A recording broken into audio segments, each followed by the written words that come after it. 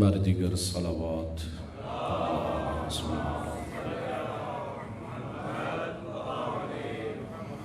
تمام شہداء ملت جعفریہ، تمام مومن مرحومین کے لیے، اور جن مومنین نے سزاداری کی قیام میں دام در میں سخن معاونت کی ہے ان کے مرحومین کے لیے، رحم اللہ من قرأ سورۃ الفاتحہ۔ بسم اللہ الرحمن الرحیم، الحمد للہ رب العالمین، الرحمن الرحیم، مالک یوم الدین، ایاک نعبد و ایاک نستعین، اہدنا الصراط المستقیم، صراط الذین انعمت علیہم غیر المغضوب علیہم ولا الضالین۔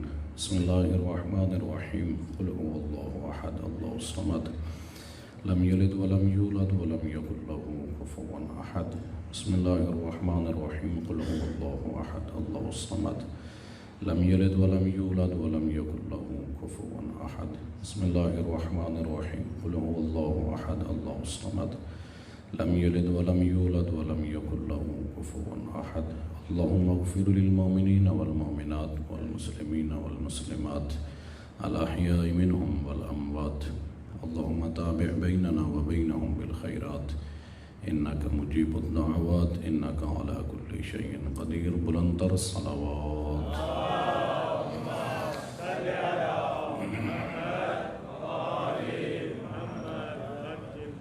نعرہ تکبیر، نعرہ تکبیر، نعرہ رسالت، نعرہ رسالت، نعرہ حیدری، نعرہ حیدری، حسینیت، حسینیت، یزیدیت، یزیدیت۔ بلند آواز کے ساتھ صلوات۔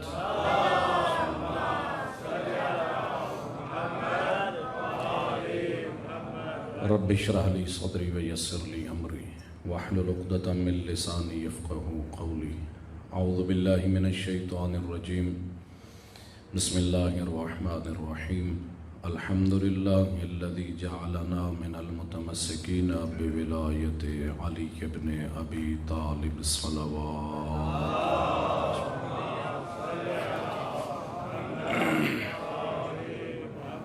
الصلاة والسلام علی النبی الأمی القرشی الابتحی المکی المدنی، محبوب الہ العالمین، سیدنا و نبینا و حبیب قلوبنا و طبیب نفوسنا واقتدانا، اعنی علی عبد المؤید الرسول المسدد المصطفى الامجد، محبوب الہ العالمین ابا القاسم محمد،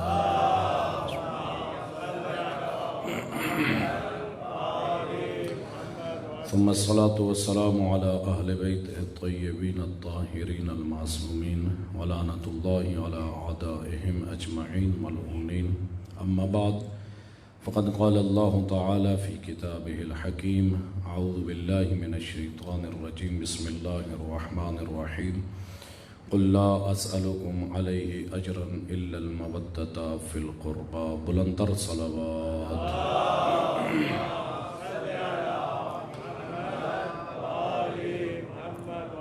میرے محترم سامعین، عزاداران امام حسین علیہ السلام، آپ کے سامنے قرآن مجید کی سورہ شورى کی ایک آیت کے ایک حصے کی تلاوت کا شرف حاصل کیا، کہ جس میں پروردگار عالم اپنے حبیب سے فرما رہا ہے کہ اے میرے حبیب، ان امت والوں کو کہہ دیں کہ اجر رسالت کے طور پر اور کچھ نہیں مانگتا سوائے اس کے کہ میری اہل بیت سے محبت اور مودت رکھیں۔ اہل بیت علیہ السلام کو پروردگار عالم نے وہ عظمت عطا کی کہ جن کی محبت قرآن کی نگاہ میں واجب ہے، اور پھر واجب ایسے واجب ہے جیسے نماز واجب، جیسا روزہ واجب، جیسا حج واجب، ویسے ہی محبت اہل بیت بھی واجب۔ بلکہ یوں کیوں نہ کہوں کہ اگر نماز چھوٹ جائے نا تو نماز کا نہ پڑھنا، ایک بندہ نماز نہیں پڑھتا تو اس کی نماز نہ پڑھنا روزی کی قبولیت میں مانع نہیں ہے۔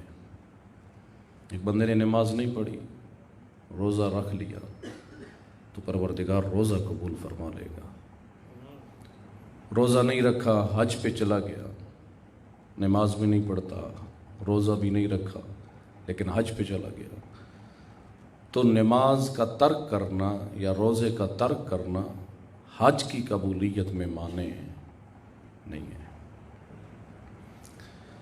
لیکن محبت اہل بیت ایسا واجب ہے کہ جس کی دخالت تمام واجبات میں ہے. محبت اہل بیت ایسا واجب ہے کہ اگر یہ نہیں ہے تو پھر کوئی واجب قبول ہی نہیں. محبت اہل بیت نہیں ہے تو نماز قبول نہیں، روزہ قبول نہیں، حج قبول نہیں. امام صادق علیہ السلام نے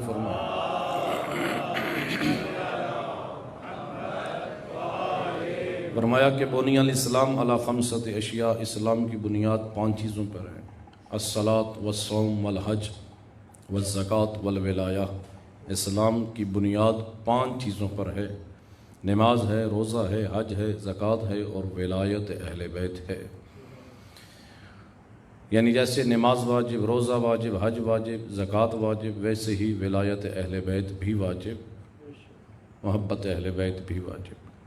اب سائل نے کیا سوال، کہا مولا ما ہی افضلہن، ان میں سے افضل ترین کون سا واجب ہے؟ مولا فرماتے ہیں الولایت افضلہن، ہم اہل بیت کی محبت و ولایت ان تمام عبادات سے افضل ہے. کہا کیوں؟ لماذا؟ مولا فرماتے ہیں لأنہا مفتاحہن، کیونکہ ہم اہل بیت کی محبت ان تمام عبادات کی قبولیت کی چابی ہے. محبت اہل بیت ہوگی تو نماز قبول، روزہ قبول، حج قبول، زکوٰۃ قبول. تو جن کے پاس عبادات کی قبولیت کی چابی موجود ہے ان کا ہاتھ ذرا کمزور ہے عبادات میں، اور جن کے پاس عبادات کی قبولیت کی چابی نہیں ہے ان کی عبادت گاہ بھری پڑی ہے. تو چاہیے تو یہ تھا کہ جن کے پاس عبادات کی قبولیت کی چابی موجود ہے ان کو زیادہ عبادت گزار ہونا چاہیے تھا. جب یہ آیت مجیدہ نازل ہوئی قُلْ لَا أَسْأَلُكُمْ عَلَيْهِ أَجْرًا إِلَّا الْمَوَدَّةَ فِي الْقُرْبَى. 2 صحابی ہیں، جناب جابر بن عبداللہ انصاری اور جناب ابو سعید خدری، آئے ہیں پاک پیغمبر کی خدمت میں. کہا یا رسول اللہ من قرابتکم الذین وجبت علینا مودتہم، اے اللہ کے رسول آپ کے وہ کون سے قرابت دار ہیں کہ جن کی محبت اللہ نے ہم پر واجب قرار دی ہے؟ تو پاک پیغمبر نے فرمایا ہم علی و فاطمہ والحسن والحسین. وہ علی ہے،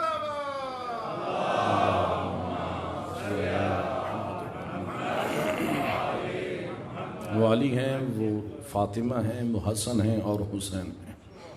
اور اسی آیت کی ہی روشنی میں امام شافعی کے جو ایک مسلک کے امام ہیں، اسی آیت کی روشنی میں ایک جملہ کہا یا اہل بیت رسول اللہ حبکموہ واجب علینا فی القرآن. اے اہل بیت رسول، اللہ نے آپ کی محبت قرآن میں ہم پر واجب قرار دی. وَكَفَاكُم مِّنَ الْقَدْرِ الْعَظِيمِ مَن لَّمْ يُصَلِّ عَلَيْكُمْ لَا صَلَاةَ لَهُ. فرمایا کہ آپ کی عظمت کے لیے یہ ایک ہی جملہ کافی ہے کہ جو نماز میں آپ پر درود نہیں پڑھتا پروردگار اس کی نماز قبول نہیں کرتا.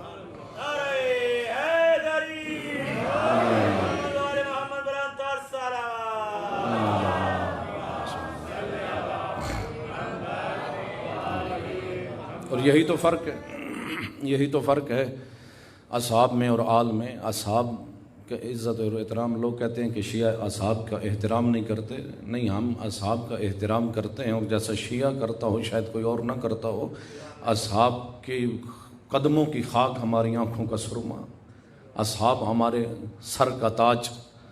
اصحاب کا احترام کرتے ہیں. اصحاب زمین پر ہوں تو دین کے مینارے، آسمان پر ہوں تو آسمان کے ستارے، اہل بیت کے ساتھ ہوں تو ہمارے. اصحاب کا احترام کرتے ہیں، لیکن فرق ہے اصحاب میں اور آل میں. اصحاب وہ کہ جن پر اگر نماز میں درود پڑھا جائے تو نماز باطل، آل وہ کہ جن پر درود نہ پڑھا جائے تو نماز باطل. اس لیے امیر کائنات نے بڑا خوبصورت جملہ نہج البلاغہ میں فرمایا. نہج البلاغہ کو پڑھا کر حقیقی دین سے شناسائی چاہیے نا تو نہج البلاغہ کو پڑھا کر. توحید کی شناسائی چاہیے تو نہج البلاغہ کو پڑھا کر. رسالت کے حوالے سے شناسائی چاہیے تو نہج البلاغہ کو پڑھا کر، اہل بیت کی عظمت کو دیکھنا ہو تو نہج البلاغہ کو پڑھا کر۔ امیر کائنات نے بڑا خوبصورت جملہ اہل بیت علیہ الصلوۃ والسلام کی عظمت کے حوالے سے فرمایا، کہا لا یقاس بآل محمد من هذه الامہ احد، آل محمد کے ساتھ اس کائنات میں، اس امت میں سے کوئی انسان بھی آل محمد کے ساتھ مقایسہ اور مقابلہ نہیں کر سکتا۔ کہا کیوں؟ کہا کیف یصف بہم من جرت نعمتہم علیہم ابدا، کہا وہ انسان کیسے آل محمد کا مقابلہ کر سکتا ہے جو خود آل محمد کے ٹکڑوں پر پلتا رہا ہو، جو آل محمد کے صدقے میں کھا رہا ہوں۔ یہ کائنات قائم ہے تو آل محمد کے صدقے میں، یہ رزق پروردگار عالم تقسیم کرتا ہے تو آل محمد کے صدقے میں۔ روایت کے جملے ہیں کہ جب امام صادق فرماتے ہیں جب پروردگار عالم نے جناب آدم کو خلق فرمایا تو جناب آدم نے عرش کی داہنی جانب دیکھا۔ کیا دیکھا؟ کہ 5 نور ہیں جو پروردگار کی عبادت کر رہے ہیں۔ اب یہاں جناب آدم نے سوال کیا، یا رب حل خلقت احدا من طین قبلی، پروردگارہ کیا تو نے مجھ سے پہلے کسی کو مٹی سے بنایا؟ کہا لا یا آدم، اے آدم تجھ سے پہلے میں نے کسی کو مٹی سے نہیں بنایا۔ پھر جناب آدم نے سوال کیا فمن ہؤلاء الخمسۃ الذین فی صورتی و ہیئتی، پروردگارہ پھر وہ 5 کون ہیں جو میری صورت میری حیت میں تیری عبادت کر رہے ہیں؟ تو اس وقت پروردگار عالم نے تعارف کروایا، کہا یا آدم ہم من ولدک لولاہم لما خلقتک، اے آدم یہ 5 تیری اولاد میں سے ہوں گے، اگر یہ نہ ہوتے تجھ کو نہ بناتا۔ لولاہم لما خلقت العرش ولا الکرسی ولا الجنۃ ولا النار ولا الارض ولا السماء ولا الملائکہ ولا الجن ولا الانس، اے آدم اگر یہ نہ ہوتے، نہ عرش کو بناتا، نہ فرش کو بناتا، نہ زمین کو بناتا، نہ آسمانوں کو خلق کرتا، نہ جنت کو بناتا، نہ جہنم کو بناتا۔ اے آدم اگر یہ پوری کائنات خلق کی ہے تو ان 5 کی محبت میں بنائی۔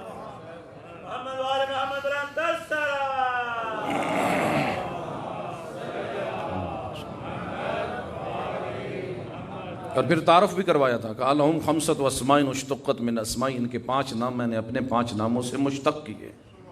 فرمایا کہ انا محمود وہذا محمد، میں محمود ہوں یہ محمد ہے۔ انا العالی وہذا علی، میں عالی ہوں یہ علی ہے۔ انا فاطر السماوات والارض وہذہ فاطمہ، انا المحسن وہذا الحسن، انا قدیم الاحسان وہذا الحسین علیہم الصلوۃ والسلام۔ بلندتر صلوات پڑھیے گا جی۔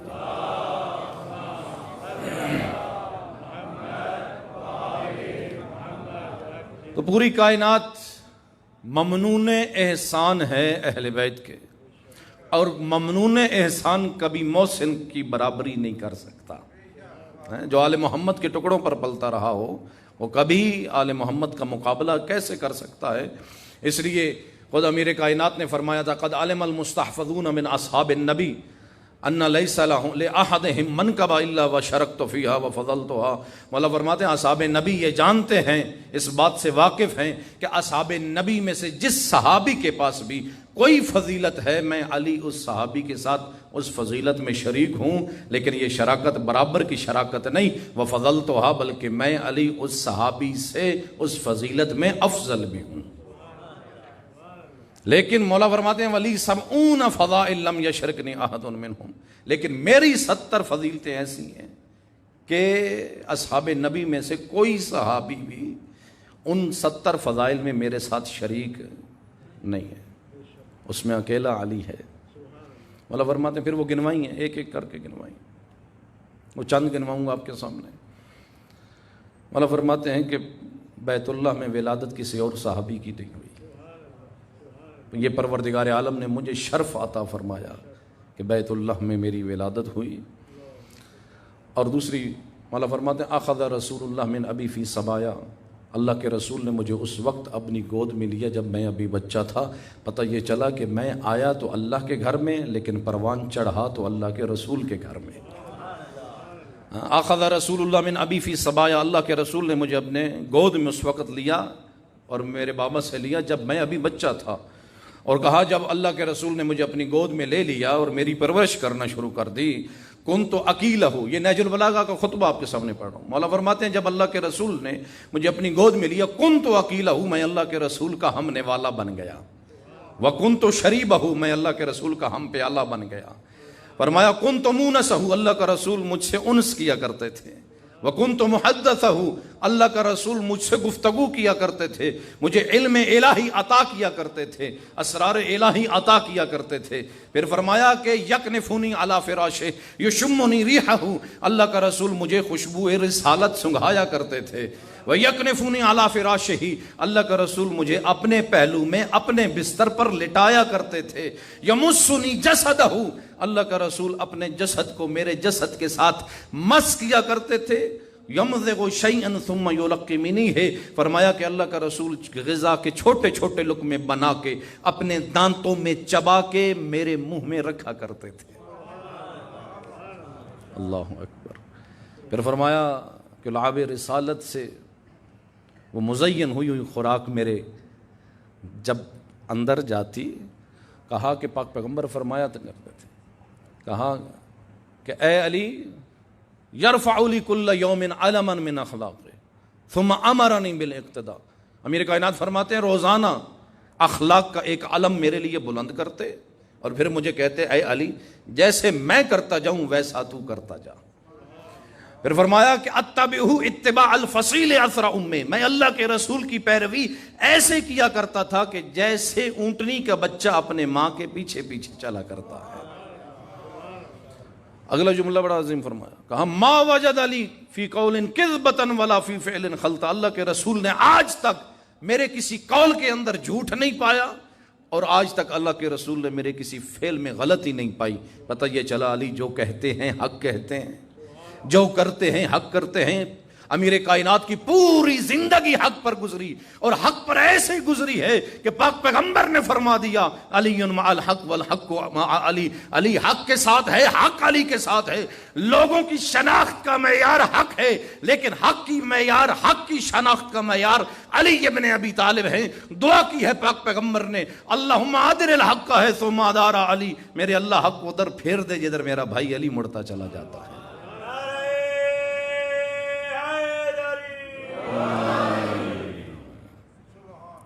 اس لیے فرمایا تھا علی جو کرتے ہیں حق کرتے ہیں، جو کہتے ہیں حق کہتے ہیں۔ اور پھر پاک پیغمبر نے جناب عمار یاسر سے فرمایا تھا، یا عمار اذا رأیت الناس قد سلکوا بواد، اے عمار یاسر جب دیکھیں نا کہ کائنات کے تمام انسان اکیلے ایک وادی میں چل رہے ہیں، پوری کائنات کے تمام انسان اکیلے ایک وادی میں چل رہے ہیں اور اکیلے علی دوسرے راستے پر چل رہے ہیں، تو پھر لوگوں کے پیچھے نہ جانا، علی کے پیچھے جانا۔ جو علی کے پیچھے جاتا ہے علی نہ اسے ہلاک ہونے دیتے ہیں نہ گمراہ ہونے دیتے ہیں۔ اللہ اکبر۔ اگلا جملہ نہج البلاغہ میں مولا فرماتے ہیں یجاور فی کل سنۃ بحراء، اللہ کا رسول ہر سال غار حرا میں جایا کرتے، وَأَنَا مَعَهُ إِنِّي أَرَاهُ وَلَا يَرَاهُ غَيْرِي، کہا کہ اللہ کا رسول ہر سال غار حرا میں جایا کرتے پروردگار کی عبادت کے لیے، میں ساتھ جایا کرتا تھا، اور جب میں ساتھ جایا کرتا تھا فرمایا انی اراہ ولا یراہ غیری، کہا کہ وہاں ماحول یہ ہوتا کہ فقط میں پاک پیغمبر کو دیکھ سکتا تھا، میرے علاوہ کوئی اور نہیں دیکھ سکتا تھا۔ مولا فرماتے ہیں کہ حینئذ فی الاسلام بیت واحد وہو بیت محمد و خدیجہ وانا ثالثھا، کہا اس وقت اسلام میں ایک گھر تھا، جس گھر میں اسلام تھا اور وہ محمد اور خدیجہ کا گھر تھا، وَأَنَا ثَالِثُھا، تیسرا میں تھا، انی ارا نور الوحی والرسالہ، میں ہوں کہ جس نے وحی کے نور کا مشاہدہ کیا، میں ہوں کہ جس نے رسالت کے نور کا مشاہدہ کیا۔ مولا فرماتے ہیں کہ انی سمیت رنت الشیطان حین نزل الوحی، مولا فرماتے ہیں جب پہلی مرتبہ وحی خدا نازل ہوئی میں نے شیطان کی چیخ کو سنا، اور پھر فرمایا جب یہ چیخ سنی ہے نا تو میں نے پوچھا یا رسول اللہ ما ہذہ الرنہ، یہ کون سی چیخ ہے اور کس قسم کی چیخ ہے؟ پاک پیغمبر نے فرمایا تھا یا علی ہذہ رنۃ الشیطان قد آیس من عبادتہ، کہا کہ یہ اے علی یہ شیطان کی چیخ ہے کیونکہ وحی خدا کے نزول کا سلسلہ شروع ہو چکا ہے، قد آیس من عبادتہ، آج کے بعد شیطان اپنی عبادت کروانے سے مایوس ہو چکا ہے۔ پتہ یہ چلا کیوں مایوس ہوا؟ کیونکہ پروردگار عالم نے انسانوں کی ہدایت کا سلسلہ شروع کر دیا، لوگوں کی معرفت کا ایک تسلسل شروع ہو چکا ہے، لوگوں کے لیے تعلیم کا سلسلہ، علم کا سلسلہ، ہدایت کا سلسلہ شروع ہو چکا ہے۔ آج کے بعد شیطان اپنی عبادت کروانے سے مایوس ہو چکا ہے، پہلے عبادت کروا لیتا تھا، کیوں؟ لوگ جاہل تھے، پتہ یہ چلا کہ جہالت شیطان کے سامنے جھکاتی ہے، علم پروردگار کے سامنے جھکاتا ہے۔ اس لیے شیطان چاہتا ہے کہ معاشرے میں جہالت پھیلے، علم نہ پھیلے۔ کیوں؟ اس لیے روایات میں بھی ہے کہ شیطان عابد کی عبادت سے نہیں گھبراتا، عالم کے علم سے شیطان گھبراتا ہے۔ عابد کی عبادت شیطان کی کمر نہیں توڑتی، عالم کا علم شیطان کی کمر کو توڑ کے رکھ دیتا ہے۔ اس لیے فرماتے ہیں جو عبادت کرو معرفت کے ساتھ کرو، علم عظیم۔ کہاں جب معاشرے میں علم پھیلتا ہے تو پھر معاشرے کی بدعات ختم ہو جاتی ہیں۔ اس لیے مولا فرماتے ہیں العلم حیات والجہل ممات، علم زندگی ہے، جہالت موت ہے۔ اور ہمارے نزدیک زندگی کسے کہتے ہیں؟ ہمارے نزدیک زندگی ہے چلنا پھرنا، جو بندہ ہے جس کی رگیں چل رہی ہیں، ان میں خون دوڑ رہا ہو، کھاتا پیتا ہو، چلتا پھرتا ہو، اسے زندگی کہتے ہیں۔ لیکن امیر کائنات کے نزدیک زندہ کون ہے؟ مولا فرماتے ہیں الناس موتا واہل العلم احیاء، کائنات کے تمام انسان مردہ ہیں، اگر زندہ ہیں تو فقط صاحبان علم زندہ ہیں۔ اس لیے مولا نے فرمایا تھا جناب کمیل سے، یا کمیل ہلاک خزان الاموال، اے کمیل مال کو اکٹھا کرنے والے ہلاک ہو گئے، والعلماء باقون ما بقی الدہر، اگر آج بھی زندہ ہیں تو صاحبان علم زندہ ہیں، اور علماء باقی ہیں جب تک کہ زمانہ باقی ہے۔ اس لیے مولا اس بات پر فخر کرتے ہیں، علم معاشرے میں پھیلنا چاہیے۔ آج شیطان کیا چاہتا ہے کہ معاشرے میں جہالت پھیلے، اور سب سے بڑا ذریعہ ہمارے پاس یہ ممبر، مقدس ممبر تھا جس کے ذریعے علم پھیلنا چاہیے تھا۔ لیکن اللہ اکبر، بڑے افسوس کے ساتھ کہنا پڑتا ہے کہ جس مقدس یہ ہمارے پاس بہت بڑا ذریعہ، یہ کسی اور مذہب اور کسی اور دین کے پاس یہ ذریعہ، آزاداری کا ذریعہ اور یہ مقدس ممبر موجود ہی نہیں ہے۔ آپ کو کوئی تحریک چلا کر یہاں اس وقت، رات کے اس وقت اکٹھا نہیں کیا گیا۔ آپ کو پتہ چلا کہ حسین کا ذکر بپا ہے، آپ خود چلتے ہوئے آ گئے۔ کیوں؟ عزاداری یہ معجزہ ہے۔ اس لیے پاک پیغمبر نے فرمایا تھا کہ ان لقتل الحسین حرارۃ فی قلوب المؤمنین لن تبرد ابدا، کہا کہ میرے نواسے حسین کے قتل کی وجہ سے مومنین کے دلوں میں وہ حرارت ہے کہ جو کبھی ٹھنڈی ہونے والی نہیں ہے۔ یہ حرارت اٹھا کے یہاں لے کے آئی ہے۔ لیکن یہ ممبر ایک ذریعہ تھا کہ معاشرے میں صاحبان لوگوں کو علم پہنچایا جائے، لیکن نتیجہ کیا ہوا؟ عزاداری بہت بڑی طاقت ہے ہمارے پاس، ولایت بہت بڑی طاقت تھی، لیکن دشمن نے کیا کیا؟ ولایت کے مفہوم کو بدلنے کی کوشش کی، عزاداری کی روح کو ختم کرنے کی کوشش کی ہے۔ نہ تو ولایت سے جدا کیا جا سکتا تھا، نہ ہی عزاداری سے دور کیا جا سکتا تھا، کیونکہ دشمن پہچان چکا ہے کہ یہ دونوں قوتیں طاقتیں ہیں، کہ ایسی یہ دونوں طاقتیں ہیں، بلکہ ایک اور تیسری طاقت کو بھی ساتھ میں لا لیں، یہ تین طاقتیں ایسی عظیم طاقتیں ہیں کہ اس سے اس قوم کو جدا نہیں کیا جا سکتا۔ ایک ولایت کی طاقت، ایک عزاداری کی طاقت ہے، اور تیسری طاقت اسی ولایت کے ہی طول کے اندر ہے جو مرجعیت کی طاقت ہے۔ لیکن دشمن نے کیا کیا کہ لوگوں کو علم سے دور کیا جائے۔ کیوں؟ جب علم سے لوگ دور ہوں گے تو پھر دین سے لوگ دور ہو جائیں گے۔ علم پھیلے گا تو لوگ دیندار ہو جائیں گے، توحید پرست ہو جائیں گے۔ لیکن شیطان کی کوشش کیا ہے؟ شیطان بزرگ کی کوشش یہ ہے کہ لوگوں کو دین سے دور کیا جائے، ایک عبادت، ایک پروردگار کی عبادت سے دور کیا جائے۔ نتیجہ کیا ہوا کہ لوگوں کو وہ علم، حقیقی علم نہ پھیلایا جائے لوگوں کے درمیان، معاشرے کے اندر۔ آج ہم اس لیے آج ہماری قوم جتنی مہنگے داموں جہالت خرید رہی ہے، اتنا علم نہیں خرید رہی، اور اس ممبر سے خرید رہی ہے۔ خدا را اپنے ممبر کو پاکیزہ بنائیں، اور ایسا ممبر بنائیں کہ یہاں سے جہالت تقسیم نہ ہو بلکہ علم تقسیم ہوتا ہوا نظر آئے۔ اس لیے مولا نے فرمایا تھا، کہا امیر کائنات کا ایک شعر، مولا فرماتے ہیں رضینا قسمت الجبار فینا لنا علم وللآداء مال۔ مولا فرماتے ہیں ہم پروردگار کی تقسیم پر راضی ہیں کہ پروردگار نے ہم اہل بیت کو علم عطا کیا، ہمارے دشمنوں کو مال عطا کیا، ہمیں علم عطا کیا۔ کیوں؟ کہا المال یفنا عن قریب والعلم باق لا یزال۔ مولا فرماتے ہیں مال تو ختم ہو جانے والا ہے، علم اس وقت تک باقی ہے جب تک کہ زمانہ باقی ہے۔ اللہ اکبر۔ پاک پیغمبر نے فرمایا قد آیس من عبادت، اے علی یہ شیطان کی چیخ ہے جو غار حرا میں سنی، آج کے بعد شیطان اپنی عبادت کروانے سے مایوس ہو چکا ہے۔ پھر فرمایا اے علی یہ جو چیخ آپ سے سنی ہے، آپ نے سنی ہے، یہ پوری کائنات میں فقط 2 افراد نے سنی ہے، یا آپ نے سنی ہے یا میں نے سنی ہے۔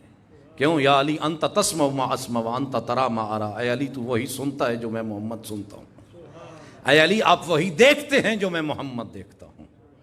اس لیے ایک مرتبہ خود پاک پیغمبر نے فرمایا تھا اے علی اللہ نے کچھ چیزیں مجھے عطا کی، کچھ چیزیں آپ کو عطا کی۔ اللہ نے مجھے نبوت عطا کی، آپ کو امامت عطا کی، مجھے وحی عطا کی، آپ کو الہام عطا کیا، مجھے کوثر عطا کی، آپ کو سلسبیل عطا کی۔ اگلا جملہ فرماتے ہیں کہا کہ اللہ مجھے معراج کروانے، معراج کے لیے آسمان پر لے گیا، کہا میں عرش پر گیا، آپ کو عرش پر تو نہیں، آپ زمین پر موجود رہے۔ کیوں؟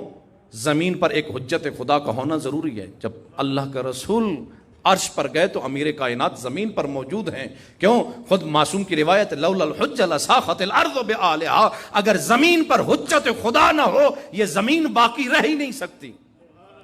اس لیے فرمایا کہ اے علی اللہ مجھے آسمان پر معراج کروانے، آسمان پر عرش پر لے گیا، لیکن آپ زمین پر ہی رہے۔ لیکن آپ فرمایا کہ آپ کے لیے فتحت لکا ابواب السماء، کہا اے علی آپ کے لیے آسمان کے دروازے کھول دیے گئے، حجاب اور پردے ہٹا دیے گئے۔ اے علی عرش پر جو میں مشاہدہ کرتا تھا آپ زمین پر بیٹھ کر وہی مشاہدہ کرتے تھے۔ یہاں پر فرمایا یا علی انت تسمع ما اسمع، علی تو وہی سنتا ہے جو میں سنتا ہوں، آپ وہی دیکھتے ہیں جو میں محمد دیکھتا ہوں۔ بلند تر صلوات پڑھیے گا۔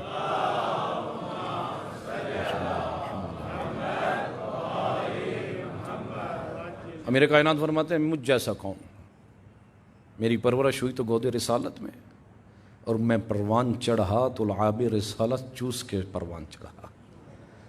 خود جناب فاطمہ بنت اسد فرماتی ہیں کہا جب میرے بیٹے علی کی ولادت ہوئی ہے نا بیت اللہ میں، اور 3 دنوں کے بعد جب میں باہر آئی، کہا جیسی ولادت ہوئی جس طرح ہر ماں اپنے بچے کو اپنے سینے کے قریب کرتی ہے دودھ پلانے کے لیے، کہا میں نے اپنے بیٹے علی کے اپنے سینے کے قریب کیا، لیکن میرے بیٹے علی نے میرے دودھ سے بے رغبتی دکھائی۔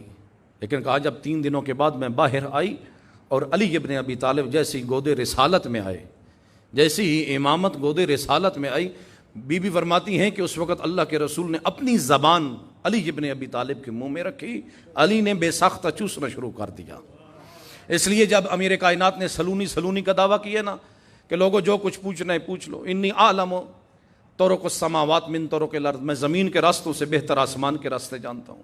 اور پھر فرمایا تھا لو سنیت لی الوساد لحکمت بین اہل التوراۃ بتوراتہم وبین اہل الانجیل بانجیلہم وبین اہل الزبور بزبورہم وبین اہل الفرقان بفرقانہم، اگر میرے لیے مسند علم بچھا دی جائے تو میں اہل تورات کے درمیان تورات سے فیصلہ کروں گا، اہل زبور کے درمیان زبور سے فیصلہ کروں گا، اہل انجیل کے درمیان انجیل سے فیصلہ کروں گا، اہل قرآن کے درمیان قرآن سے فیصلہ کروں گا، اور فیصلہ ایسا کروں گا کہ تورات پکار کے کہے گی علی نے سچ کہا، زبور پکار کے کہے گی علی نے سچ کہا، انجیل پکار کے کہے گی علی نے سچ کہا، قرآن پکار کے کہے گا علی نے سچ کہا۔ جب میرے مولا نے یہ سلونی کا دعویٰ کیا ہے لوگوں نے تعجب کیا، کہا علی آپ اور یہ سلونی کا دعویٰ کیسے ممکن ہے؟ اس وقت مولا نے فرمایا تھا لوگوں مجھے اپنے اوپر قیاس نہ کرو، تم تو وہ ہو جو اپنی ماؤں کا دودھ پی کر پروان چڑھے ہو، میں لعاب رسالت چوس چوس کے بڑا ہوا ہوں۔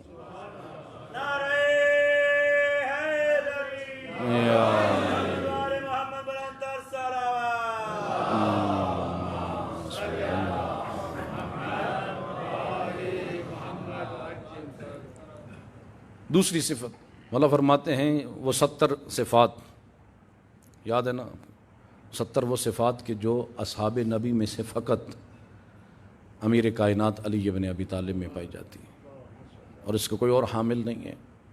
مولا فرماتے ہیں کہ لم اشرب الخمر قط، علی نے زندگی میں شراب نہیں پی۔ اب یہ توجہ کیجئے گا،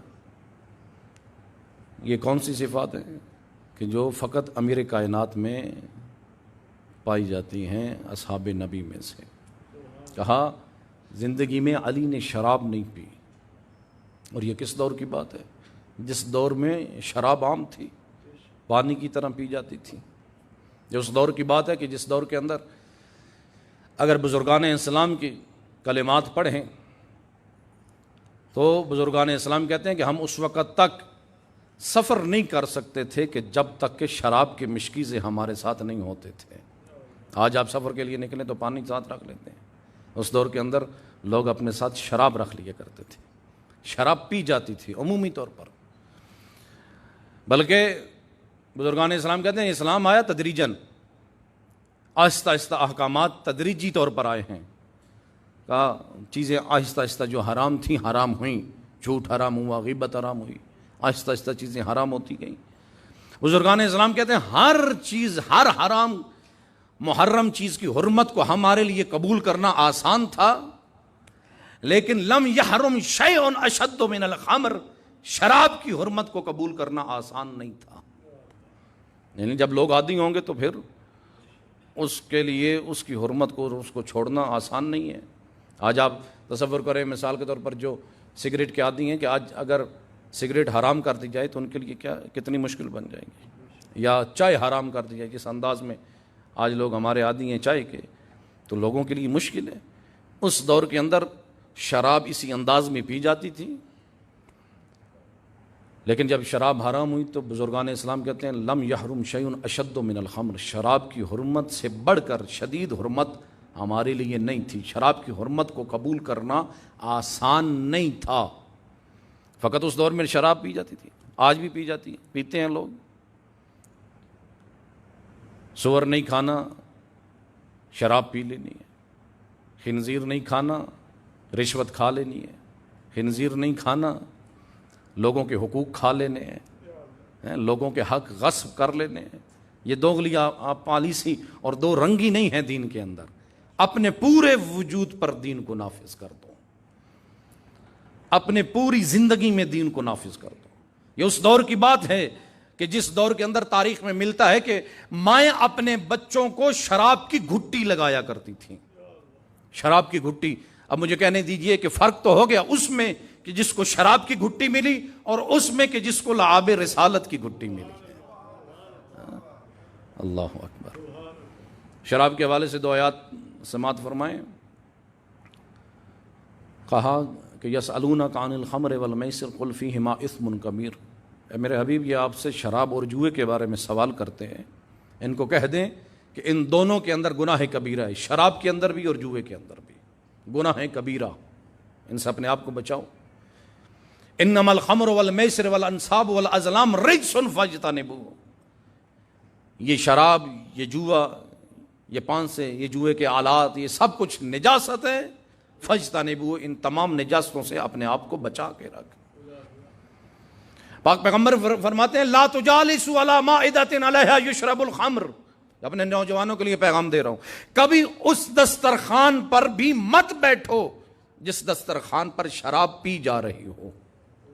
اس دسترخوان پر بیٹھنا حرام ہے جس دسترخوان پر شراب پڑی ہو، اس دعوت میں جانا، اس ولیمے میں شرکت کرنا حرام ہے کہ جہاں شراب پیش کی جا رہی ہو۔ پینے کی بات تو بات کی بات ہے، فقط اس میں شرکت کرنا حرام، اس دسترخوان پر بیٹھنا حرام۔ پاک پیغمبر فرماتے ہیں لا تجالسوا مع الشاربین، اگر تجھے پتہ ہے نا کہ فلاں شخص شرابی ہے، شراب پیتا ہے، کہا اس کے ساتھ مت بیٹھو۔ پاک پیغمبر کے جملے لا تجالسوا مع الشاربین، شرابی کے ساتھ مت بیٹھو۔ ولا تعودوا مرضاتهم، شرابی اگر مریض ہو جائے اس کی عیادت کے لیے مت جاؤ۔ ولا تشیعوا جنائزهم، شرابی اگر مر جائے اس کا تشییع جنازہ مت کرو۔ ولا تصلوا علی امواتهم، شرابی اگر مر جائے اس پر نماز جنازہ مت پڑھ، کیوں؟ لانہم کلاب اہل النار، کیونکہ شرابی جہنم کے کتے ہیں اور جنازہ مومن کا واجب ہے، کتوں کا نہیں۔ اپنے آپ کو بچا اس نجاست سے۔ اللہ اکبر۔ مولا نے فرمایا کہ لعن اللہ، 10 چیزوں پر اللہ نے لعنت کی ہے شراب کے حوالے سے۔ لعن اللہ علی الخمر، لعنت کی اللہ نے شراب پر، وعلی غارسہا، شراب کاشت کرنے والے پر اللہ کی لعنت، یعنی کوئی کھجور یا انگور اس نیت سے کاشت کرتا ہے کہ میں اسے شراب بناؤں گا، کہ اس کاشتکار پر بھی اللہ کی لعنت۔ وعلی عاصرہا، شراب کشید کرنے والے پر، شراب نچوڑنے والے پر اللہ کی لعنت۔ وعلی آکل ثمنہا، شراب کی کمائی کھانے والے پر اللہ کی لعنت۔ ایک بندہ بنا بھی نہیں رہا، بیچ بھی نہیں رہا، خرید بھی نہیں رہا، پی بھی نہیں رہا، کچھ بھی نہیں کر رہا، فقط ایسے گھر میں رہتا ہے جس گھر میں شراب کی کمائی آتی ہے، کہا اس کمائی کھانے والے پر بھی اللہ کی لعنت۔ اگلا جملہ فرمایا، کہا وَعَلَىٰ حَامِلِهَا، شراب کو لے جانے والے پر اللہ کی لعنت۔ یعنی اس نے کوئی ٹیکسی یا رکشہ بنایا ہوا ہے، کوئی ایسی چیز بنائی ہوئی ہے کہ جس پر وہ چیزوں کو منتقل کرتا ہے، اور اس کو کہتا ہے کوئی بندہ کہ بھائی یہ شراب یہاں سے وہاں پر تک لے جاؤ تو زیادہ آپ کو اجرت دوں گا، تو کہا اس لے جانے والے پر بھی اللہ کی لعنت۔ وَعَلَىٰ بَائِعِهَا وَالْمَحْمُولِ إِلَيْهَا، فرمایا کہ جس کی طرف شراب اٹھا کے لے کے جایا جا رہا ہے اس پر بھی اللہ کی لعنت۔ وَعَلَىٰ بَائِعِهَا، شراب بیچنے والے پر اللہ کی لعنت۔ وَعَلَىٰ مُشْتَرِيهَا، شراب خریدنے والے پر اللہ کی لعنت۔ وَعَلَىٰ سَاقِيهَا، شراب پلانے والے پر اللہ کی لعنت۔ وَعَلَىٰ شَارِبِهَا، اور پینے والے پر بھی اللہ کی لعنت۔ اللہ اکبر۔ اس لیے اپنے آپ کو شراب سے بچا۔ اللہ فرماتے ہیں لم اشرب الخمر قط، زندگی میں علی نے شراب نہیں پی۔ ایک ملعون جو چند سال پہلے فی النار ہو چکا، اس نے شراب کی نسبت امیر کائنات کی طرف دی، اور کچھ چند ماہ پہلے ایک اور ملعون نے یہ باقاعدہ یہ کالم میں لکھا اور نسبت دی ہے امام کی طرف۔ مولا فرماتے ہیں لم اشرب الخمر قط، زندگی میں علی نے شراب نہیں پی۔ وہ ولید تھا کہ جو گورنر کوفہ جس پوری رات شراب پیتا رہا، اور جب نماز فجر کا وقت آیا، نماز فجر پڑھانے جامع کوفہ میں آیا، اور محراب میں کھڑے ہو کر اس نے نماز فجر 2 کی بجائے 4 پڑھا دی۔ جب 4 پڑھا دی تو پیچھے سے مسلمان چیخ اٹھے اور کہا ہے ملعون تو نے کیا کیا، 2 کی بجائے 4 پڑھا دی تھی۔ وہ پیچھے مڑ کے کہتا ہے کہ اگر کم ہے تو اور پڑھا دوں۔ وہ تو ولید تھا گورنر کوفہ۔ مولا فرماتے ہیں لم اشرب الخمر قط، زندگی میں علی نے شراب نہیں پی۔ ایک مرتبہ عبداللہ ابن عمر نے شراب پی ہے، اس پر حاکم وقت نے حد جاری کرنے کا حکم دیا کہ اس پر حد جاری کی جائے۔ جب حد جاری کرنے کا اعلان ہوا کہ ایک میدان ایک مرتبہ کھچا کھچ بھر گیا، کہ جس مقام پر عبداللہ پر حد جاری کرنے لگے تھے پورا میدان بھر گیا، لوگ تماشائی اکٹھے ہو گئے کہ دیکھا جائے کہ عبداللہ پر حد کیسے جاری ہوتی ہے۔ عبداللہ پر جب حد جاری ہونے لگی ہے نا، عبداللہ نے رو کر کہا منع نہیں کرتا، بے شک حد جاری کرو، لیکن میری شرط یہ ہے کہ میرے اوپر حد وہ جاری کرے جس نے زندگی میں شراب نہ پی ہو۔ اب تاریخ کہتی ہے بھرا ہوا میدان خالی ہو گیا، اس خالی میدان میں فقط 3 افراد باقی بچے ہیں، ایک امیر کائنات علی ابن ابی طالب اور علی کے 2 شہزادے حسن اور حسین۔ ایک طرف سے امام حسن مجتبیٰ نے پکڑا، دوسری طرف سے امام حسین نے پکڑا، اور ادھر سے امیر کائنات نے کوڑا اٹھا کر مارنا شروع کیا۔ تاریخ کے جملے ہیں لما بلغ 16 صوتا، جب علی 16ویں کوڑے پہ پہنچے نا، عبداللہ غشی کے عالم میں چلا گیا۔ جیسے غشی کے عالم میں گیا ہے، امیر کائنات نے عبداللہ کے کانوں کے قریب جا کر کہا تھا اے عبداللہ جب اپنے پروردگار سے ملاقات کرنا تو پروردگار سے کہنا میرے اوپر اس نے حد جاری کی ہے جس نے زندگی میں، جس پر زندگی میں کوئی حد جاری نہیں ہوئی۔ اللہ اکبر۔ مولا فرماتے ہیں لم اشرب الخمر قط، زندگی میں علی نے شراب نہیں پی۔ اور فقط شراب نہیں، امام اتنا پاکیزہ ہے تو اس کا ماننے والا بھی اتنا ہی پاکیزہ، اس کا کردار بھی پاکیزہ ہونا چاہیے۔ مولا فرماتے ہیں کل مسکرین حرام، ہر نشاور چیز حرام ہے، ہر نشاور چیز جو انسان کو مست کر دے اور نشے کے اندر لے کے آ جائے، ہر نشاور چیز حرام ہے۔ ہر نشاور چیز سے اپنے آپ کو بچاؤ، اور یاد رکھو فقط یہ شراب سے ہٹ کر اگر بھنگ اس کے حوالے سے باقاعدہ اصول کافی کے اندر روایات ہے کہ وہ بھی پاک پیغمبر نے فرمایا کہ جالسوا مع الیہود والنصارى لا تجالسوا مع العاقلین البنج، یہودی اور نصرانی کے ساتھ بیٹھ جاؤ، کسی بھنگی کے ساتھ مت بیٹھنا۔ خود پاک پیغمبر نے فرمایا تھا یاتی زمان علی امتی یاکلون البنج ہم بریون منی وانا بریء منہم، کہا ایک زمانہ میری امت پر آئے گا کہ میری امت میں سے کچھ افراد ہوں گے کہ جو ایک ایسی جڑی بوٹی کھائیں گے یا پئیں گے کہ جس کا نام بنج ہے، یعنی عربی میں اس کو بنج کہتے ہیں، اردو میں آپ اسے بھنگ کہتے ہیں۔ کہا کہ انا بریء منہم، میں ان سے بری ہوں، میرا ان کے ساتھ کوئی تعلق نہیں اور ان کا میرے ساتھ کوئی تعلق نہیں۔ یاد رکھو، اور خصوصی طور پر میں اپنے ماتمیوں کے لیے پیغام دینا چاہتا ہوں، اپنے عزاداروں کے لیے۔ عزاداری بہت بڑی عبادت ہے، اور یہ شیعہ قوم کے نوجوان وہ بیدار قوم ہے کہ آج دشمن پہچان چکا ہے، آج دشمن پہچان چکا کہ ہر قوم کو خریدا جا سکتا ہے، جھکایا جا سکتا ہے، لیکن فقط ملت تشیع وہ قوم ہے کہ جس کو نہ خریدا جا سکتا ہے نہ جھکایا جا سکتا ہے۔ اس لیے ان کے پاس عزاداری کی طاقت ہے اور ولایت کی طاقت ہے۔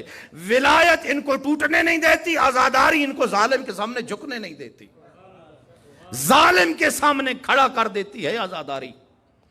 کربلا ان کے پاس ہے، حسینیت ان کے پاس ہے، یہ جان قربان کر سکتے ہیں لیکن عزاداری کو نہیں چھوڑ سکتے، دین پر کوئی کمپرومائز نہیں کر سکتے۔ اس لیے آپ دیکھ لیں حزب اللہ کھڑا ہوا اسرائیل کے خلاف، کیوں؟ کہا کہ ہمارے پاس کربلا ہے۔ ایران امریکہ کے خلاف اس نے بھی کہا ہمارے پاس کربلا ہے۔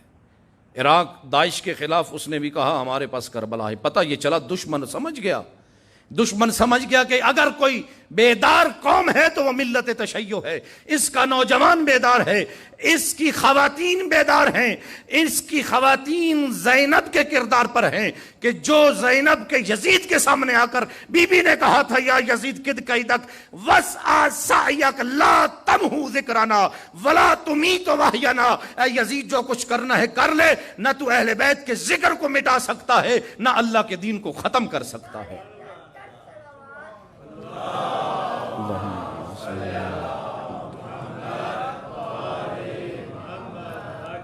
اب عزاداری سے تو ختم نہیں کر سکتا، وہ عزاداری شہرگ حیات ہے، لیکن اس نے کیا کیا؟ عزاداری تو باقی رہے لیکن روح عزاداری کو ختم کر دیا جائے۔ ہمارے اکثر ماتمیان وہ نوجوان ان کو نشے پر لگا دیا گیا۔ ماتم عبادت ہے، جس طرح نماز عبادت، جس طرح روزہ عبادت، اسی طرح عزاداری امام حسین بھی عبادت، اور جس طرح نماز پاکیزگی میں کی حالت میں انجام دینی چاہیے، جس طرح ہر عبادت کو پاکیزگی کی حالت میں انجام دینا چاہیے، اسی طرح عزاداری امام حسین کو، اس ماتم کو بھی پاکیزگی کی حالت میں انجام دینا چاہیے، کیونکہ قرآن نے بھی کہا لا تقربوا الصلاۃ وانتم سکارا، نماز کے قریب نہ جاؤ جب تو نشے کی حالت میں ہو۔ اور بعض ہمارے موالیان حیدر کرار فرط عقیدت میں کہتے ہیں یہ ماتم ہی ہماری نماز ہے، تو ان کے لیے پیغام قرآن نے دیا کہ اپنی نماز کے قریب مت جاؤ جب تو نشے کی حالت میں ہو، پاکیزگی کی حالت میں عبادت کو انجام دو، اپنے آپ کو پاکیزہ بناؤ کیونکہ تیرا امام پاکیزہ ہے، اپنے آپ کو دیندار بنا دو۔ اللہ اکبر۔ بس عزادارو، امام نے قربانی دی ہے تو اسی دین کی خاطر۔ مولا نے فرمایا کہ ان لم یستقم دین محمد فیا سیوف دینی، اگر میرے نانے کا دین میری قربانی کے بغیر نہیں بچتا تو او اے تلوارو او حسین کا جسم حاضر ہے، میں اپنا سب کچھ قربان کر دوں گا لیکن اپنے نانے کے دین پر کوئی آنچ نہیں آنے دوں۔ اللہ اکبر۔ عزادارو، اسی دین کی خاطر علی اکبر جیسے جوان بیٹے کی قربانی، علی اکبر جیسے جوان بیٹے کی قربانی دینا آسان نہیں تھا۔ کسی نے امام صادق سے پوچھا مولا سب سے زیادہ میٹھی چیز ایک انسان کے لیے کیا ہے؟ مولا نے فرمایا کہ ایک بوڑھے باپ کے لیے جوان بیٹا۔ پھر مولا سے پوچھا مولا سب سے تلخ چیز کون سی ہے؟ مولا فرماتے ایک بوڑھے باپ کے لیے جوان بیٹے کی موت، انسان برداشت نہیں کر پاتا۔ اور پھر کوئی عام بیٹا نہیں ہے، جب جناب علی اکبر نکلے ہیں تو اس وقت کہا تھا اللہم اشہد علی ہؤلاء القوم قد برز الیہم اشبہ الناس برسول اللہ خلقا و خلقا و منطقا برسولک۔ فرمایا کہ اے اللہ گواہ رہنا، آج اس قوم کے مقابلے میں اپنے اس جوان بیٹے کو بھیج رہا ہوں کہ جو کردار میں، گفتار میں، سیرت میں، صورت میں تیرے رسول، تیرے حبیب کے مشابہ تھا۔ پروردگارہ جب بھی اذا اشتقنا لزیارت نبیک فنظرنا الیہ، پروردگارہ جب بھی میں تیرے نبی کی زیارت کرنا چاہتا تھا تو میں اپنے علی اکبر کی زیارت کر لیا کرتا تھا۔ اللہ اکبر۔ ایسے علی اکبر کی قربانی دینا آسان نہیں تھا لیکن مولا نے اسی دین کی خاطر قربان کر دیا۔ علی اصغر کی قربانی آسان نہیں تھا۔ عزادارو، عباس جیسے عظیم بھائی کی قربانی دینا آسان نہیں تھا۔ اللہ اکبر۔ انسان ہر چیز کو قربان کر سکتا ہے لیکن اپنی بہنوں کی چادروں کو قربان نہیں کر سکتا۔ اللہ اکبر۔ عزادارو، امام نے اسی دین کی خاطر اپنا سب کچھ قربان کر دیا، کوئی چیز نہیں بچائی، بچایا ہے تو اللہ کے دین کو بچا لیا، اللہ کے پیغام کو بچا لیا، دین الہی کو بچا لیا۔ بس عزادارو چند جملے امام کی وداع کے آپ کے سامنے عرض کروں گا۔ آخری وقت ہے نا، جب اصحاب کو بھی قربان کر دیا، اولاد کو بھی قربان کر دیا، اب آخری وقت ہے، الوداع کرنے آئے اور پورا جسم زخموں کی حالت میں ہے، سر سے لے کر پاؤں تک زخموں کے، خون بہہ رہا ہے۔ اس خیمے میں آئے ہیں نا جس خیمے میں ایک بیمار بیٹا، بیمار کربلا، امام سجاد ایک پرانی سی ایک چٹائی پر لیٹے ہوئے نا، غشی کے عالم میں امام آئے ہیں آخری الوداع کرنے، اپنے بیٹے سے آخری الوداع کرنے۔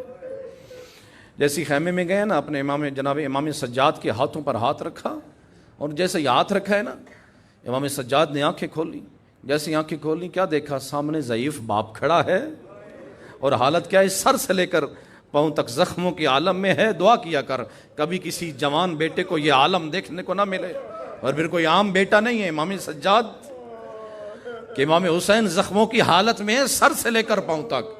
اس وقت امام سجاد نے پوچھا تھا، کہا بابا اینا حبیب ابن مظاہر، بابا حبیب ابن مظاہر کہاں گئے؟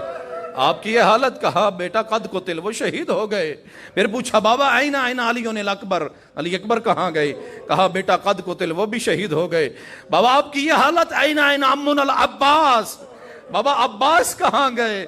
اس وقت کہا بیٹا تو کس کس کا پوچھتا رہے گا، اور میں کس کس کا بتاتا جاؤں گا؟ بیٹا سجاد سن لے، اس وقت خیام حسینی میں فقط دو مرد زندہ ہیں، یا بیٹا سجاد تو زندہ ہے، یا چند لمحوں کا میں مہمان ہوں جو زندہ ہوں۔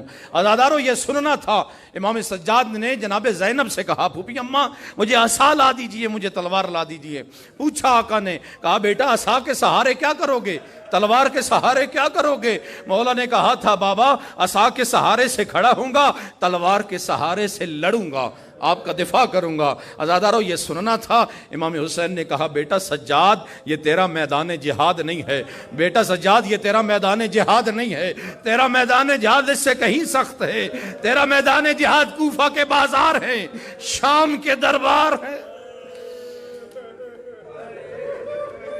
اجرکم اللہ۔ عزادارو واقعاً بڑا مشکل وہ میدان جہاد تھا، کربلا سے بڑا سخت میدان جہاد کر کوفہ و شام کے بازار اور دربار تھے۔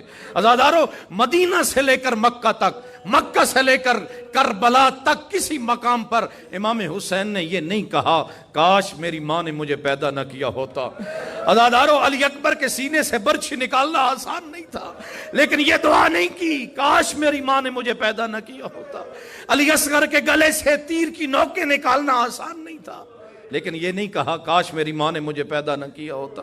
عزاداروں نہیں جانے کیا ماجرا تھا کہ شام کا بازار تھا، شرابیوں کا مجمع تھا، شرابیوں کے مجمع کے درمیان میں علی اور فاطمہ کی بیٹیاں تھیں۔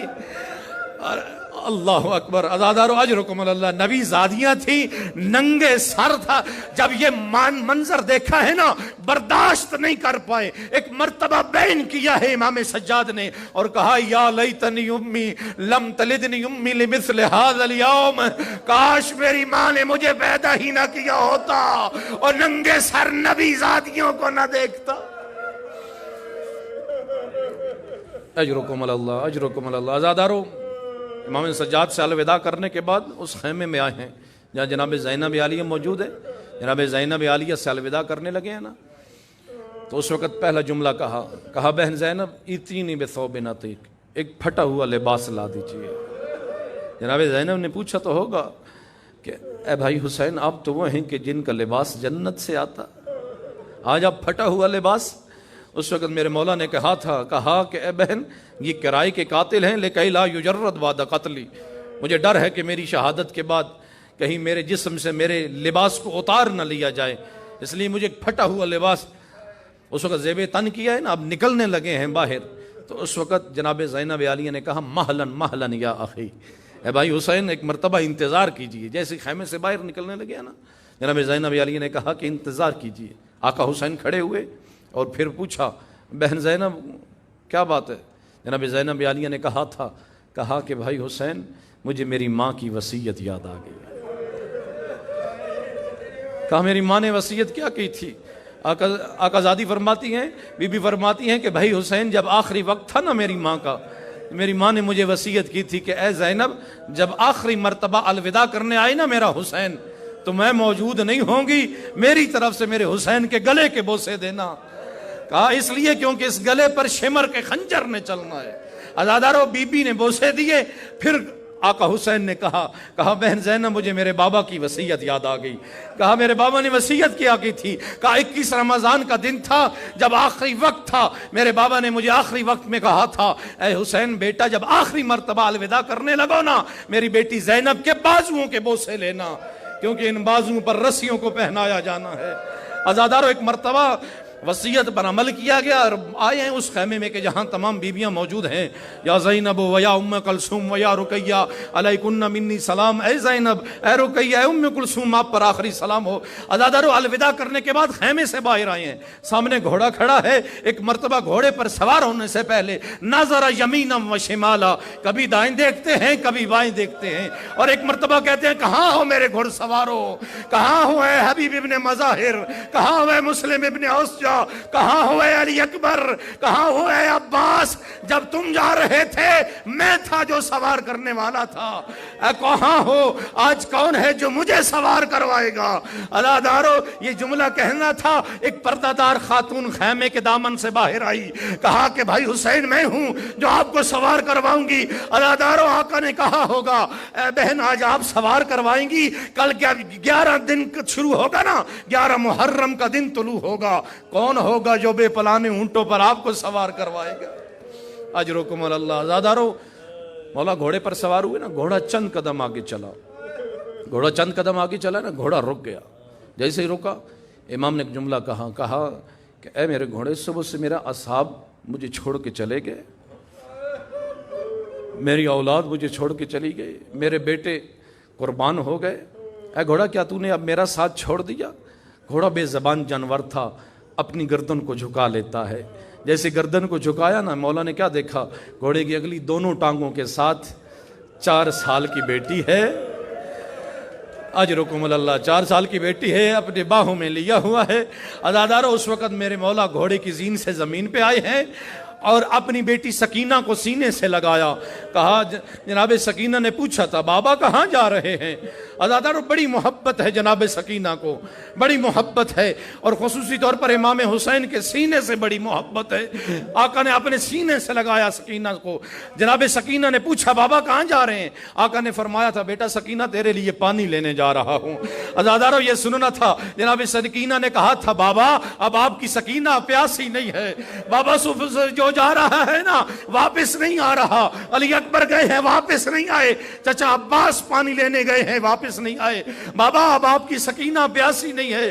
عزادارو یہ سننا تھا، آقا حسین نے کہا بیٹا سکینہ یہ مشیت پروردگار ہے کہ میں راہ خدا میں شہید ہو جاؤں۔ عزادارو یہ سنا نا، ایک جملہ کہا بابا آپ مجھے بتایا کرتے تھے، جب اپنے سینے پر سلایا کرتے تھے نا ایک بات بتایا کرتے تھے، کہا کرتے تھے بیٹا سکینہ جتنا حق بیٹوں کا ہے نا اتنا ہی حق بیٹیوں کا ہوتا ہے۔ بابا علی اکبر کو ساتھ لے گئے، علی اصغر کو ساتھ لے گئے، بابا وہ آپ کے بیٹے تھے میں آپ کی بیٹی ہوں، بابا میرے حصے میں کیا آیا؟ عزادارو مقتل کے جملے ہیں کہ مولا حسین نے خاک کربلا کی مٹھی اٹھائی، جناب سکینہ کے سر پر ڈالنا شروع کی، کہا بیٹا سکینہ تیرے حصے میں یتیمی آئی ہے، بیٹا سکینہ تیرے حصے میں اسیری آئی ہے، میں کہوں گا میری آقا زادی آپ کے حصے میں شمر کے تماچے آئے ہیں۔ عزادارو شام غریبہ کا منظر، ایک اور مرحلہ اور آپ کی زحمت تمام۔ شام غریبہ کا منظر جب پیش آیا نا، ایک مرتبہ آقا زادی جناب زینب نے کہا تھا اے بہن ام کلثوم ایک مرتبہ تمام بیویوں کو کہو اپنے اپنے یتیموں کو اکٹھا کریں۔ عزادارو ایک مرتبہ جناب ام رباب نے چیخ مار کے کہا تھا، کہا آقا زادی مجھے سکینہ نظر نہیں آ رہی۔ عزادارو جناب زینب نے ایک مرتبہ جناب سکینہ کو بلایا، جواب نہیں آیا نا، جناب زینب عالیہ نے ایک مرتبہ ٹوٹے ہوئے نیزے کا پھل اٹھایا اور مقتل کے اندر اتری ہیں گنج شہداء میں۔ عزادارو جناب زینب کے لیے گنج شہداء میں جانا آسان نہیں تھا۔ وہ گنج شہداء کون سا مقام ہے کہ جہاں علی اکبر کا لاشا پڑا ہے، کہاں عباس کے لاشے پڑے ہیں۔ عزادارو اس مقتل میں جانا آسان نہیں تھا، لیکن ایک ٹوٹے ہوئے نیزے کا پھل اٹھایا ہے اور ایک مرتبہ مقتل کے اندر اتری ہیں اور ایک صدا لگائی، کہا بیٹا سکینہ کہاں ہو، بیٹا سکینہ کہاں ہو۔ اچانک ایک سر کٹے لاشے سے آواز آئی، کہا بہن آہستہ بولو، آہستہ بولو، ابھی ابھی میری سکینہ تڑپ کے سوئی ہے۔ عزادارو جناب زینب نے کیا دیکھا؟ ایک لاشے کے سینے پہ سر رکھ کے سو رہی ہے سکینہ۔ اپنے ہاتھوں پہ اٹھایا جناب سکینہ کو، کہا بیٹا سکینہ تجھے کیسے پتا چلا؟ یہ تیرے بابا کا لاشا ہے، لاشے کو تو سر سے پہچانا جاتا ہے، اس لاشے کا تو سر موجود نہیں۔ عزادارو جناب سکینہ نے کہا تھا، کہا کہ پھپھی اماں جب شمر نے تماچے مارے ہیں نا، جب شمر نے میرے کانوں سے دروں کو کھینچا ہے، میں درد سے تڑپ رہی تھی، میں مقتل میں اتری ہوں، کبھی چچا عباس کو آواز دیتی، کبھی بابا کو آواز دیتی، ایک مرتبہ اس سر کٹے لاشے سے آواز آئی، الیہ الیہ یا بنیہ، اے بیٹا آجا تیرے بابے کا سینہ حاضر ہے۔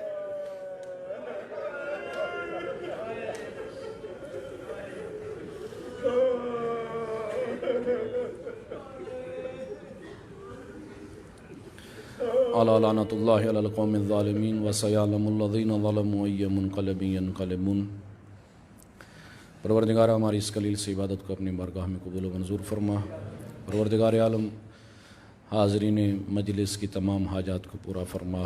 پروردگار عالم جو مومنین جن مومنین نے سزاداری کے قیام میں دام در میں سخن معاونت کی، پروردگار عالم ان کی مرحومین کی مغفرت فرما، ان کو جوار رحمت میں جگہ عطا فرما۔ پروردگار عالم جن مومنین نے سزاداری میں معاونت کی، پروردگار عالم ان کے رزق میں وسعت عطا فرما، ان کی توفیقات خیر میں اضافہ فرما، ان کی تمام پریشانیوں تنگ دستیوں کو ختم فرما۔ پروردگار عالم جو مومنین پریشان حال ان کی پریشانیاں دور فرما، جو تنگ دست ہیں انہیں خوشحالی عطا فرما، جو بے روزگار ہیں ان کو روزگار عطا فرما، جو بے اولاد ان کو اولاد صالح نصیب فرما۔ پروردگار عالم پرچم اسلام کو سر بلند فرما، پرچم کفر کو سر نگوں فرما، علماء عالم کا سایہ ہمارے سروں پر قائم و دائم فرما۔ رہبر معظم آیت اللہ العظمہ سید علی خامنائی، آیت اللہ العظمہ سید علی سیستانی اور باقی مراجعین کو طول عمر عطا فرما، ان مراجعین کو دشمن کے مقابلے میں حمایت و نصرت عطا فرما۔ پروردگار عالم ہمارے وقت کے آقا و مولا امام زمان کے ظہور میں تعجیل فرما اور ہمیں اپنے امام کے ناصرین میں سے شمار فرما۔ اپنے واجبات کو ادا کرنے کی توفیق عطا فرما، محرمات سے بچنے کی توفیق عطا فرما، تعلیمات قرآن سے مزین فرما۔ پروردگار عالم ملک پاکستان کو سلامتی عطا فرما۔ پروردگار عالم ملک پاکستان کے تمام بحرانوں کا خاتمہ فرما، دشمنان اسلام و دشمنان پاکستان کو اپنی سازشوں میں ناکام و نامراد فرما۔ پروردگار عالم شیعان اہل بیت شیعان جہان کی محافظت فرما، آزاداران امام حسین علیہ السلام کی حفاظت فرما برحمتک یا ارحم الراحمین۔ پروردگار عالم ان دعاؤں کی قبولیت کے لیے ہمارے پاس ایک ہی واسطہ ہے، بفاطمۃ و ابیہا و بالہا و بنیہا و سر المستودع فیہا برحمتک یا ارحم الراحمین۔ اللہم صل علی